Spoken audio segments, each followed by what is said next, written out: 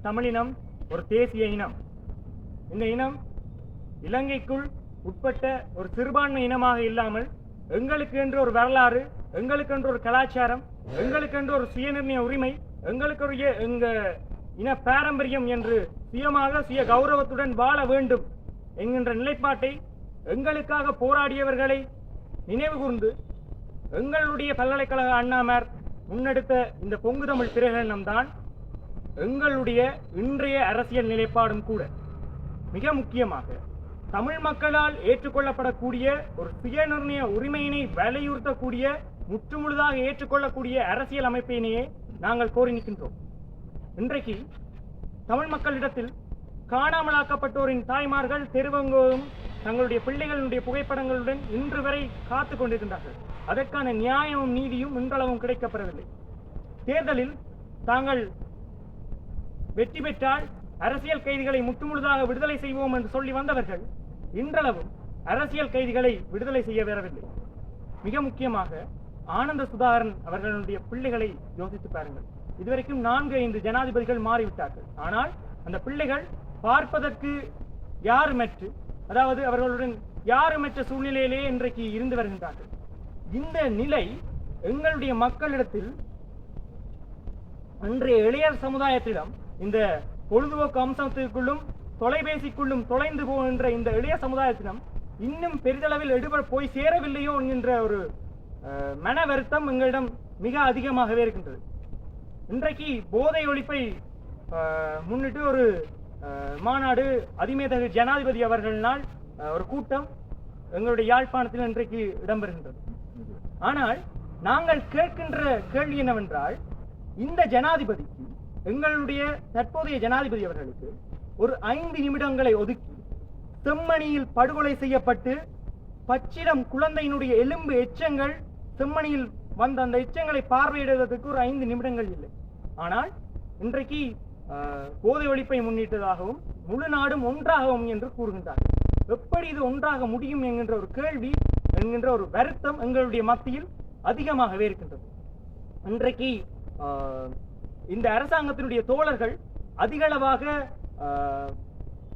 சொல்ல போனால் முழு நாடும் ஒன்றாக வேண்டும் என்கின்ற ஒரு மனநிலையிலேயே அனைவரையும் விழிக்கின்றார்கள். ஆனால் இங்கு தமிழ் மக்களுடைய அரசியல் தீர்வை பற்றியோ இல்லாவிட்டால் நீண்ட நெடுங்காலமாக இருக்கின்ற பிரச்சனைகளை பற்றியோ கதைப்பதற்கு இங்கு யாருமே தயாராக இல்லை. தொடர்ச்சியாக பௌத்த ஆக்கிரமிப்புகள், தொடர்ச்சியாக குறுங்குறுமலை வெடுக்குநாரி கையீட்டி என்று தொடர்ச்சியாக இடம்பெற்றுக் கொண்டேதான் இருக்கின்றது. ஆமணங்குளத்தில் கூட இன்றைக்கு ஒரு விகாரையினுடைய கட்டுமானங்கள் எழுகின்றது என்றால் தமிழ் மக்களினுடைய, எங்களுடைய பிரச்சனைகள், எங்களுடைய குடிப்பெரும்பான்மை அழிந்து வருகின்ற செய்தி எங்களுடைய இளைய சமுதாயத்தினுடைய கண்களில் இன்னும் அகப்படவில்லையா என்கின்ற ஒரு கேள்வியும், எந்த நிலையில் இந்த அரசாங்கத்தையும் தமிழ் மக்கள் ஏற்றுக்கொள்ள வேண்டும், இந்த அரசாங்கத்தை ஏற்றுக்கொள்ள வேண்டும் என்று இவர்கள் கூறுகின்றார்கள் என்று எங்களுக்கு தெரியவில்லை. அன்றைக்கு தையிட்டியில் நாங்கள் போராட சென்றிருந்த போது போராடுகின்ற மக்களை விட அளவுக்கு அதிகமான போலீசார்களையும் இராணுவத்தினையும் உங்களால் குவிக்க முடியுது என்றால், அதே போலீசாரையும் வைத்து அதே இராணுவத்தையும் வைத்து இந்த போதைப் பொருளை ஒழித்திருக்கலாம். போதைப் பொருளை ஒழிக்கும் விதமாக தமிழ் மக்களிடத்தில் நீங்கள் ஒரு மாநாட்டை முன்னெடுக்கின்றீர்கள் என்றால், போதைப் பொருளை யார் யாழ்ப்பாணத்திற்குள், வடகிழக்கு மாகாணத்துக்குள் உள்ளே அனுமதி? உங்களுடைய கைகளில் தானே அதிகாரம் இருக்கின்றது. நீங்களே போதைப் பொருளை ஒழிக்கலாம் தானே, எதற்காக அதுக்கு ஒரு மாநாடு?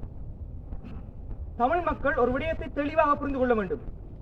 உங்களுக்கு நிறைய தமிழ் மக்களுக்கு இன்றைக்கு நாங்கள் மன நிம்மதியுடன் வாழ வேண்டும் என்கின்ற ஒரு தேவை இருக்கின்றது. மன நிம்மதியுடன் வாழ வேண்டும் என்று எல்லாரும் யோசிக்கின்றார்கள், அது உண்மைதான். ஆனால் நீங்க ஒரு விடயத்தை விளைக்கொள்ளணும். உங்களுக்காண்டி போராடியவர்கள் எல்லாருமே எங்களுக்கு பிறகு வருகின்ற அடுத்த சந்ததி மன நிம்மதியுடன் இந்த தேசத்தில் வாழ வேண்டும் என்பதற்காண்டித்தான் போராடினார்கள். அவர்கள் அந்த உரிமைக்காண்டித்தான் போராடினார்கள். இது ஒரு அஞ்சலோட்டம். தொடர்ச்சியாக அவர்கள் கொடுத்த கோலினை நாங்கள் மாறி மாறி பற்றி அடுத்தடுத்த தலைமுறைக்கு நாங்கள் கடத்தி கொண்டு எங்களுடைய உரிமைகளை வெல்வதற்காக தொடர்ச்சியாக ஓடிக்கொண்டிருக்க வேண்டிய தேவை இருக்கின்றது.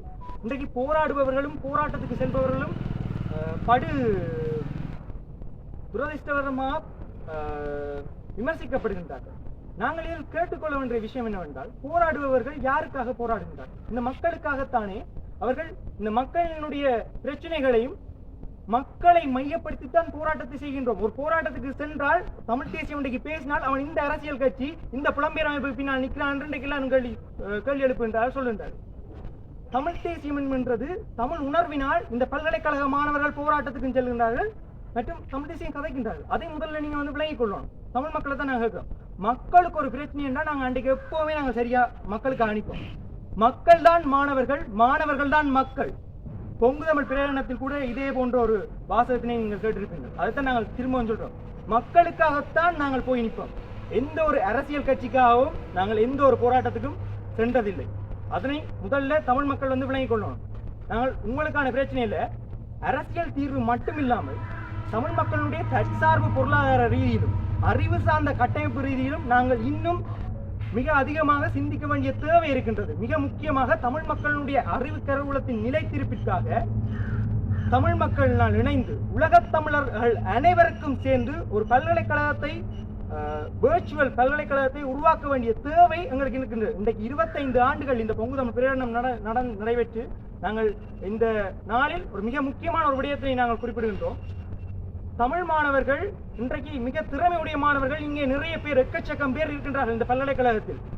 ஆனால் அவர்களுக்கு தேர்ந்தெடுத்த துறைகளினாலேயோ இல்லாவிட்டால் வர்த்தக ரீதியிலோ அவர்கள் சாதிப்பதற்கான சந்தர்ப்பங்கள் மிக குறைவாக இருக்கின்றது. அதற்காகத்தான் நாங்கள் ஒரு சிந்தனை ஒன்றை முன்மொழிகின்றோம்.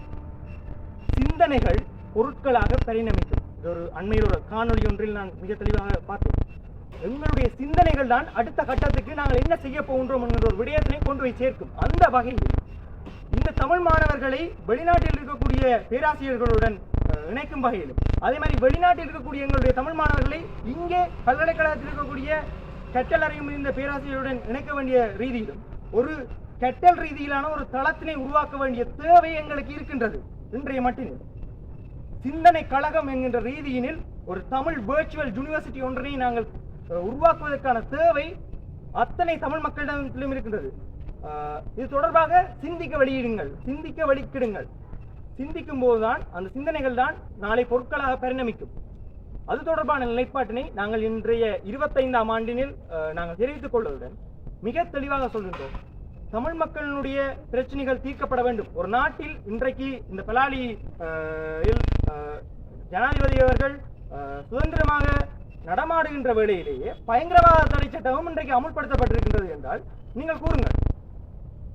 பாதுகாப்பாக இந்த வடகிழக்கு மாகாணம் உணரப்படுகின்றது என்றால் இதற்காக பயங்கரவாத தடை சட்டம், ஜனநாயக ரீதியில் போராடுகின்ற, ஜனநாயக ரீதியில் குரல் எழுப்புகின்ற தமிழ் அமைப்புகள், சிவில் சமூக அமைப்புகள், தமிழ் இளைஞர்கள் இவர்கள் அனைவரையும் பாதிப்பதற்காகவா அந்த பயங்கரவாத தடை சட்டம் என்கின்ற ஒரு விடயத்தினை நாங்கள் இந்த இடத்தில் மிக தெளிவாக கேட்டுக்கொள்கின்றோம். அதனை தாண்டி இன்றைக்கு பயங்கரவாத தடை சட்டத்தை ஒழிப்போம் என்று சொல்லிவிட்டு இன்றைக்கு பயங்கரவாத தடுப்பு சட்டம் என்கின்ற ஒன்றை, பாதுகாப்பு தடுப்பு சட்டம் என்கின்ற ஒன்றை வந்து அமல்படுத்துவதற்கு தயாராக இருக்கின்றீர்கள். PSTA prevention of state terrorism act என்ற ஒரு விடயத்தை பயன்படுத்துவதற்கு எத்தனைத்துக் கொண்டிருக்கின்றீர்கள். இந்த நிலையில் தமிழ் மக்களை முழு நாடும் ஒன்றாக இணைந்து வாருங்கள் என்று சொல்வதற்கு எப்படி உங்களுக்கு மனசு வருகின்றது என்கின்ற ஒரு கேள்வியினை நாங்கள் இந்த இடத்தில் கேள்வி எழுப்புகின்றோம். காணாமல் போன பிள்ளைகளினுடைய அம்மாமார்களுக்கான பதில்களை கொடுக்க வேண்டியது இந்த அரசாங்கத்தினுடைய கட்டாய கடமை. என்றால் தொடர்ச்சியாக இந்த யுத்தத்தினுடைய விக்டிம்ஸாக இருக்கின்றார்கள், பாதிக்கப்பட்டவர்களா, நேரடியாக பாதிக்கப்பட்டவர்களா இன்றைக்கு வரையும் இருக்கிறார். அதற்கான தீர்வு வந்து இன்னும் கிடைக்கப்படவில்லை. ஐநா வந்து இன்றைக்கு ஒரு அறிக்கை ஒன்று வெளியிட்டிருக்கின்றது. இலங்கையில் நடைபெற்ற பாலியல் ரீதியான குற்றங்களுக்கான பதில்கள், முறையான விசாரணைகளோ நீதியோ இன்னும் கிடைக்கப்படவில்லை என்கின்ற ஒரு விடயத்தை தெளிவுபடுத்துகின்றது. மக்கள் முதலில் வந்து விழிப்படைய வேண்டிய தேவை இருக்கின்றது. மக்களை தாண்டி இன்றைக்கு எங்களுடைய வயது மட்டத்தில் இருப்பவர்களும் கூட, யுத்தத்துக்கு பிறந்தவர்களும் கூட முக்கியமாக விளங்கிக் கொள்ள வேண்டிய விடயம் ஒன்று இருக்கின்றது. என்னவென்றால் எங்களுடைய இனப்பிரச்சனையையும், இந்த இனப்பிரச்சனை வந்து தீர்க்கப்பட்டால் தான் இந்த நாட்டில் நாங்கள் வாழ்வதை பற்றி யோசிக்கலாம், இல்லாவிட்டால் அடுத்த கட்டம் அபிவிருத்தியை பற்றி நாங்கள் யோசிக்கலாம். இதை வந்து நாங்கள் முதலாவது வந்து விளங்கிக் கொள்ளணும். எங்களை நாங்கள் ஆளக்கூடிய ஒரு சுயநிர்ணய உரிமையுடைய ஒரு அரசியலமைப்பு உருவாக்கப்படும் போது பொருளாதார ரீதியாகவும் அறிவு சார்ந்த தளத்திலும் நாங்கள் வளர்வதற்கான ஒரு நிலைப்பாட்டை நாங்கள் உருவாக்கி கொள்ளலாம். அதனை பற்றி முதலில் எங்களுடைய தமிழ் மக்கள், தமிழ் மாணவர்கள், இளைஞர்கள், யுவதிகள் வந்து சிந்திக்க வேண்டும். உங்களோட சிந்தனை தான் நாளைக்கு மிக முக்கியமான இடத்தில் எங்களை பிரதிபலிக்கும். தமிழர் தேசம் என்கின்றது ஒரு மிகச்சிறந்த சிந்தனை. அந்த சிந்தனையுடைய வெளிப்பாடுனால் எங்களுடைய அண்ணன்மார்கள் போராடினார்கள். அவர்களுடைய அந்த போராட்டத்தினை மக்களுக்கு கொண்டு சேர்க்க வேண்டும் என்பதற்காகத்தான் 25 ஆண்டுகளுக்கு முதல் எங்களுடைய பல்கலைக்கழக மாணவர்கள் பொங்கு தமிழ் பிரகடனம் என்கின்ற ஒரு விடயத்தினை மிக முக்கியமாக எங்களுடைய 3 நிலைப்பாட்டுகளையும் முன்வைத்து தமிழ் மக்களுக்கு வெளிப்படுத்தினார்கள், உலகத்துக்கு வெளிப்படுத்தினார்கள். இதனை நாங்கள் புரிந்து கொள்ள வேண்டும். தொடர்ச்சியாக